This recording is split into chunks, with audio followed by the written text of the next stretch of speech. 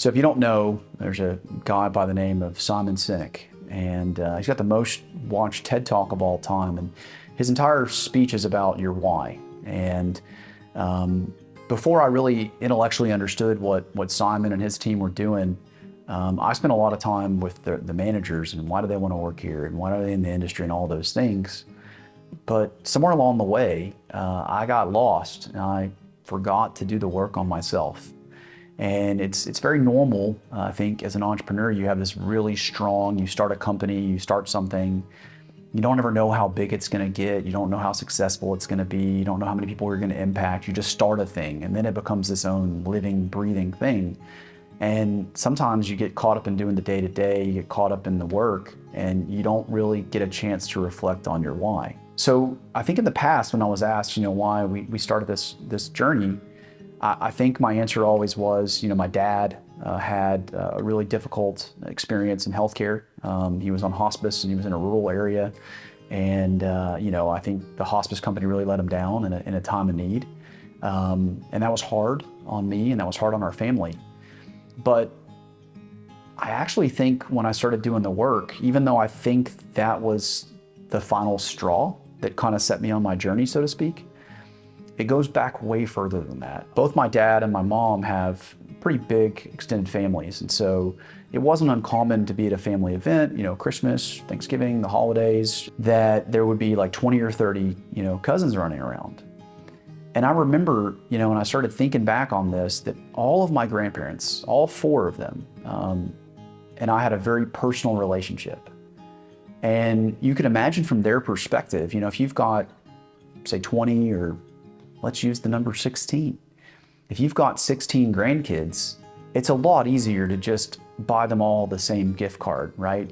It's a lot easier to say, we're making this casserole, this is what we're gonna eat. But I can just remember I had a grandmother that every time that I came over, without fail, she would have a particular type of ice cream in her freezer from Marble Slab Creamery, and she always had it. And I can remember my other grandmother, she taught me how to cuss. And I know that sounds strange, but when you're from Louisiana, it doesn't really sound that strange. One of my cousins, she wouldn't permit to say bad language. And with me, she would encourage me to do it because she thought it was funny. And she's like, I think you got this down. I think you can take on the family profanity range for me. I had a grandfather that, I'd go hunting with him. And he'd have these really personal relationships with my cousins and his grandkids. And then I had a grandfather that just loved his family, and he had these really, really personal relationships with all the grandkids. And I think at the time when you're young, you don't necessarily understand how much work it is for them to have these really personal relationships. And so I think the seeds were planted because I think my experience as a kid growing up was I always felt like that relationships were personal. So, fast forward to 2015 and I'm starting the company. And I'm starting the company because of what happened to my dad.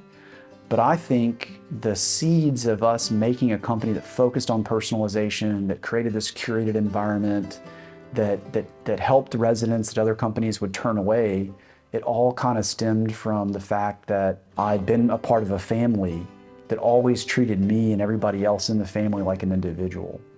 And the reality is this: if my grandparents, and for those of you that resonate with the story, if your grandparents can make 16 grandkids have an amazing personal experience, why can't we reverse that and create a very personal experience for the 16 residents that call each Sage Oak house home? If you were to ask me, how do you judge a person? And there's a lot of people that think you should never judge another person, but if you had to judge a person, I think a way that you could do it in a way that society would really appreciate is how many people have they helped?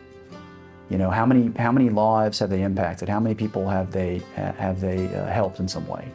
And for us, Sage Oak represents my version of giving back the things that I got from others that I can't repay. And so it allows me to create this personalized environment that our team executes, because that's really who's doing it. And so I think it started at the very beginning, which was basically just the love and kindness and personalization that I received from my own grandparents. And so Sage Oak allows me to give that back to your grandparents.